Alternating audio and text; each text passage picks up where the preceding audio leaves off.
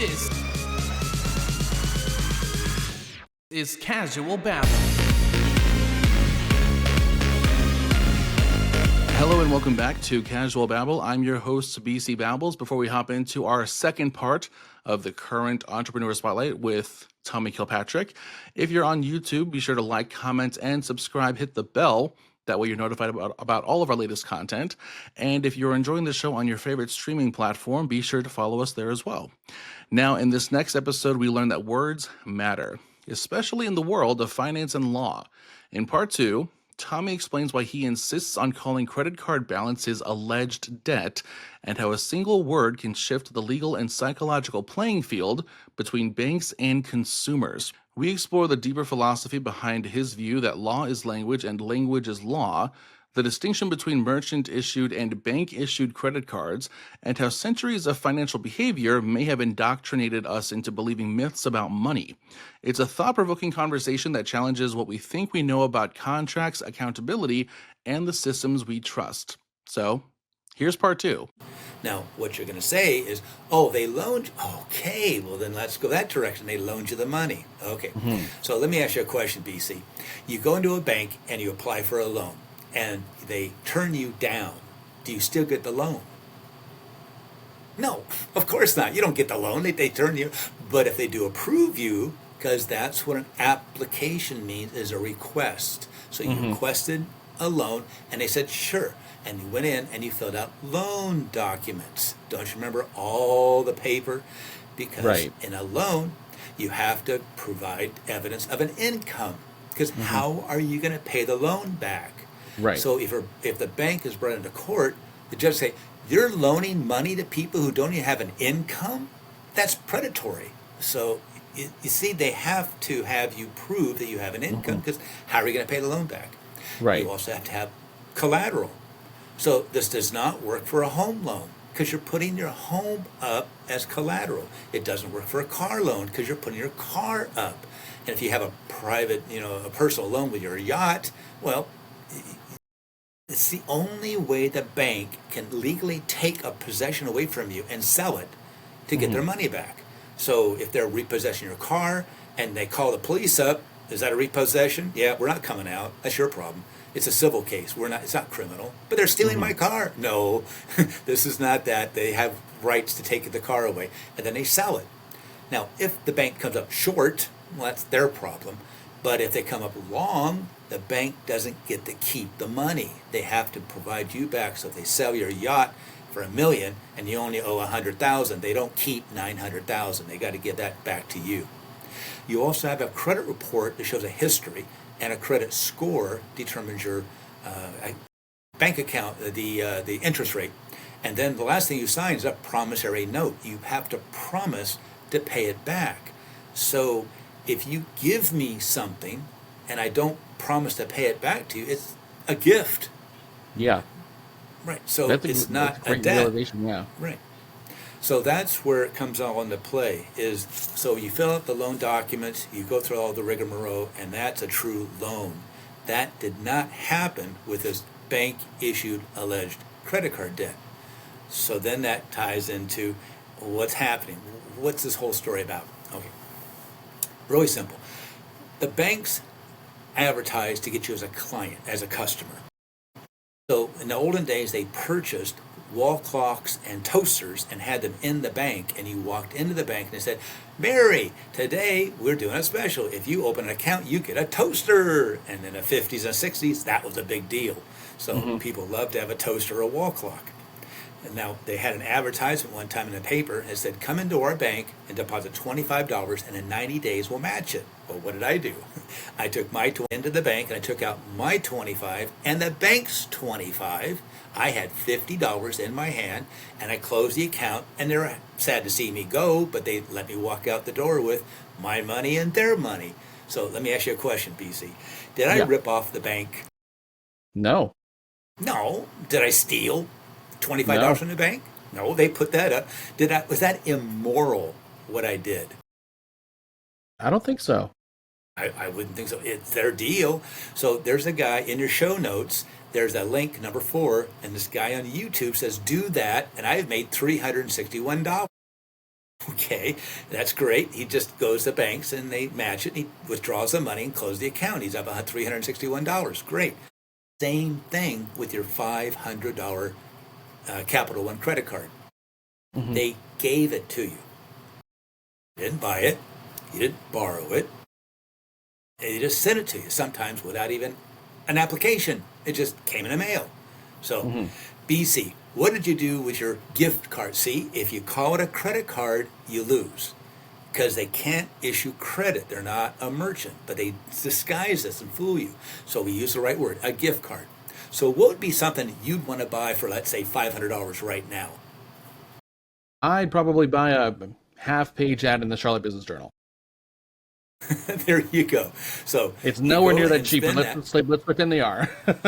Right. So you spend that, and it's like, was that an advertisement? Did I hear that right? Yeah. So you're gonna spend that target. So you go in and you go to their office and you give them the gift card. And they run it. They take their $500, and you have your receipt that you paid for it, because you want to make sure that you show payment, because they're gonna say, "Oh, what ad? We don't know you for anything." Yes, you do. I have a receipt right here, right? So you're not going to get an invoice at the end of the month, a statement from this business. No, you're going to get one from the bank, because you didn't pay $500 to that company, and they're going to advertise for you, and they want to get paid, so they know they got paid that night and the next day. But who paid that advertising company? Who paid the newspaper? The bank did. The bank. So where did the bank get the money from? Their advertising budget. So they have an advertising budget, and they paid them to get you as a customer. Now, why would they do that? Look it up yourself. I did this 2 months ago. What is the average amount that a person pays on an average fees of a credit card? And it comes to be $23.04. So think about this. In 22 months, 23 months, the bank's got $500. So in about 2 years, they make their money back, and now you pay 79.9% interest, late fees, annual fees, overdraft fees, all kinds of fees, cash advance fees on your free checking account. So if a bank has 1 million customers, 1 million card holders, they're bringing in $23 million a month. And in my calculations, I figured out to be about 1/4 of their profits. So this is not a loophole. This is a planned, concerted effort to defraud you and to commit a crime they know they're going to get away with, because everyone is brainwashed. All the attorneys are brainwashed, the whole system, all the judges, the whole media. Everybody's going to tell you that I'm crackpot and it doesn't work. But they don't know accounting. Hmm. So ask someone who's knowledgeable, and they never thought of that before, but yeah, this guy's right. So Yeah. that's what you do to get not out of debt, how to stop this crime from being a crime victim. And now for all the entrepreneurs, and we mentioned before, like myself, many who have to bootstrap themselves from concept up to maybe micro business or small business size, what would you say they need to probably methodically plan out before they go and apply, before they make their first swipe to make use of these financial avenues to run their operations? Yeah, there's two ways. One thing is Dell. When in college, he uses credit cards to finance his company. So, how many people have followed what Dell did and Hmm. didn't quite make it like Dell did? So he was able to pay back his debt. If you use the criminal's language. On the other side, you could say, "Well, Tom, do you have a credit card?" Yes. Well, wait a second. You're claiming all this? I said, "Well, when I was about 13 years ago, the wife said, 'Get out and take the dog with you.' So it's the best thing that ever happened to me. So I had a vow of poverty, and I did this on purpose. I wanted to experience what it was like.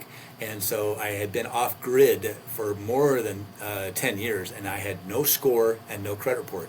But I knew I was coming to the Philippines, so I needed to buy an airline ticket. And you have to do that with a credit card. And I had to rent a Right. car with a credit card. They wouldn't take a debit card. So I applied to Capital One, and they gave me, that's the important word to say, they gave me a $500 credit card to a guy that had no score, and no history. It was completely blank.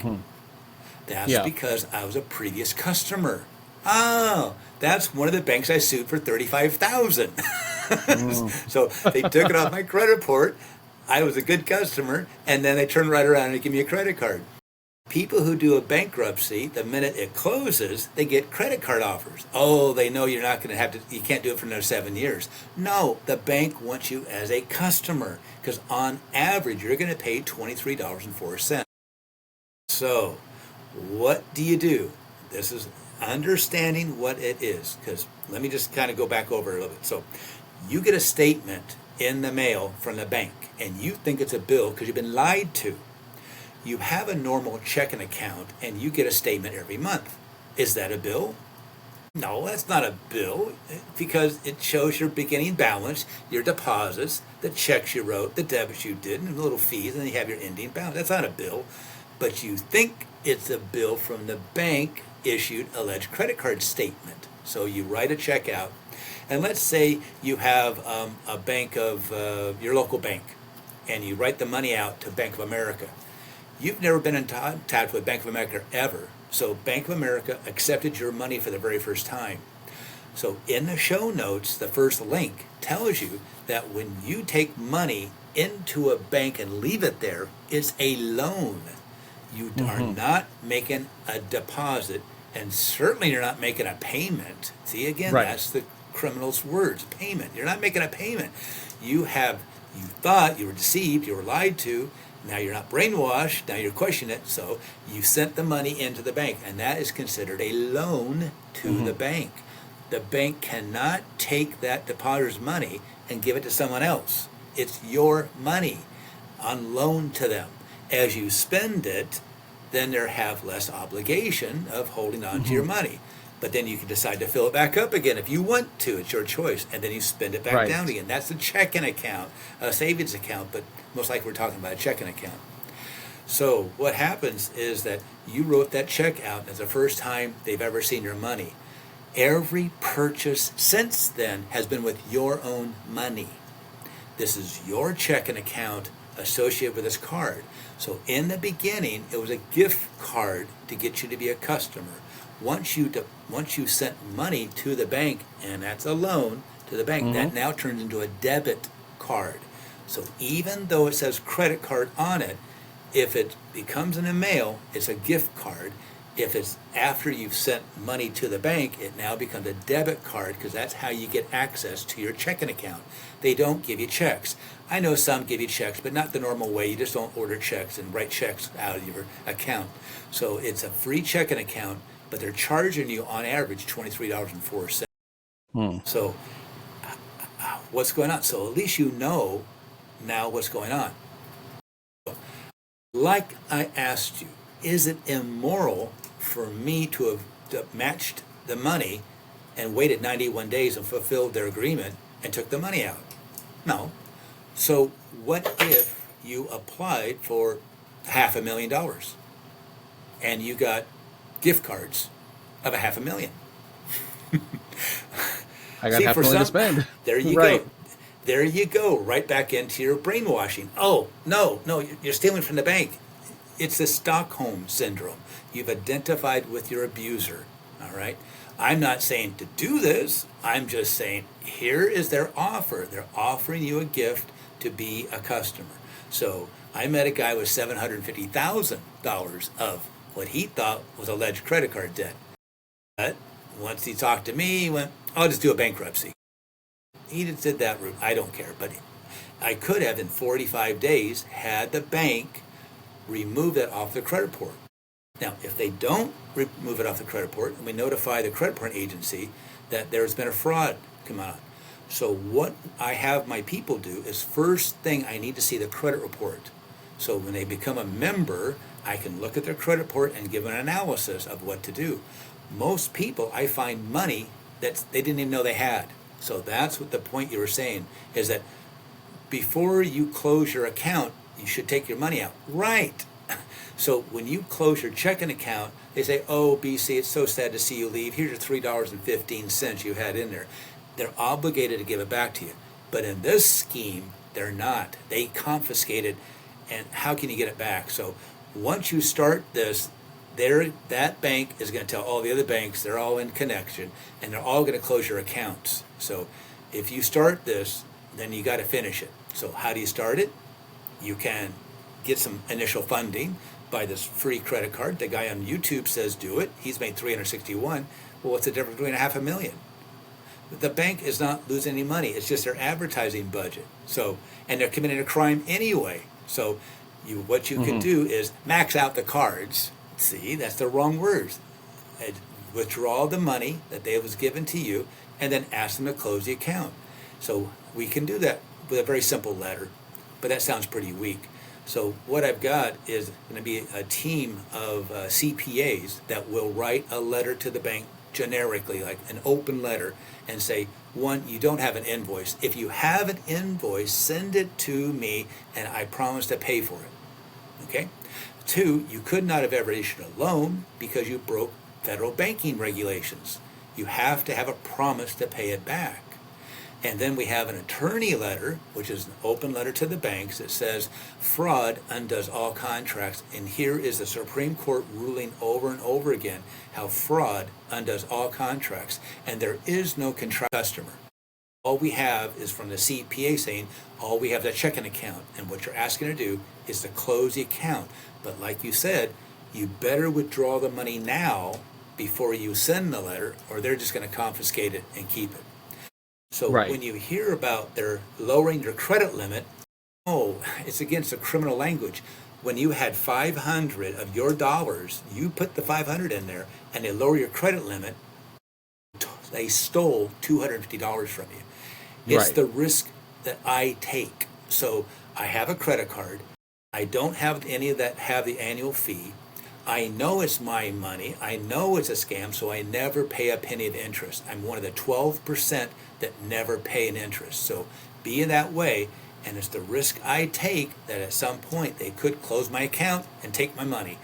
But I got my credit score from, it was 0, nothing, to when I got the credit card was 525, and then I got a small little loan from a credit union, and I'm making payments now. It's an installment loan, so I jumped to 625. And then over this last 8 months, I have been using the card 10%, never carry a balance, pay it off, so I only buy things that I have the money for, kind of like logical thinking of this, but and that's where my score now is 705. I checked it today, and I want that up to 800 to prove to people that, yes, I sued them, and I got the cards from the banks I actually sued. So all they want you to do is be a customer, because they know somewhere, some along the line, you'll be sucked into it, and now you're paying. The highest I've ever seen is 79.9%. And so that's why I physically have seen other people being charged on these credit cards. Yeah. And one thing I wanted a clarification on before I let you go today is another phrase that you use pretty commonly is the criminal language. And so I want to make sure that listeners understand when we're saying criminal language, we're not calling the person criminal. We're calling this the language of the banks that they want you to operate and have your mind function under. Right. It's that Stockholm syndrome is taking on the identity of your abuser, so you use all their words, and you go into court, you're defending the person who's molested all the children you brought to him. It's just horrible. But that's what it is. It's you are using the criminal's language, and if you use that, you don't have an argument. So if you've got debt, you got debt, go pay it. Well, I don't have the money. Okay, we can negotiate out. I still don't have the money. I do a bankruptcy. I don't have the money for that. Do nothing, and you'll get a judgment, and they'll take money out of your account for the next 20 years. These judgments can go on for 20 years. Well, I don't want that to happen. Like the podcaster talked to me, and he doesn't have it. You know, you guys aren't making anything. I'm not making anything. Right. So we're all a bunch of poor people out here doing these talks and stuff. Right. So what I suggested is very simple, is that he was able to file a document, a motion, to give me more time. Now, the bank knows what's going to be happening, and the best thing for them to do is back out of this now. And that's all he wants, is this lawsuit to go away. You can't stop there. You got to move the next step, and that's by sending a letter to the bank with all of your documentation with the CPA, and I have all that, and the attorney, and also I have all the court documents. So we don't file it. We just make it look like we did, even though there's no docket number. But we send that and an injunction. Now, here's the critical thing. A lot of people didn't know what I was talking about years ago about injunction, but now anyone who's involved in politics knows that Trump does one thing, they run into court and they get an injunction and everything stops. It's the same thing. So when the bank sees this injunction, and we haven't filed it, but they know we have it ready. So if they sue us, we do the counter complaint and file the injunction. What the injunction does is says to the judge, these people are harassing me and they claiming I have a debt with them, and I don't think they do. Please make them prove it. So that's where the bank has to send an outstanding unpaid invoice. They don't have one. They have to send a certified copy of the promissory note. They don't have one. And also we're asking for an affidavit of debt. Someone inside the bank has to swear out that there's a debt. And they have the evidence to prove it on the penalty of perjury. So if a bank employee says this and it's not true, they're going to jail. So how many employees of the bank is willing to put their neck on the line for the bank they love so much? So once they see that, and if they don't do that to the judge in 30 days, they're in contempt of court. So everything stops anyway. So do they really want to go this route? Because all we want them to do is click off the credit report. That's all it is. It's that simple.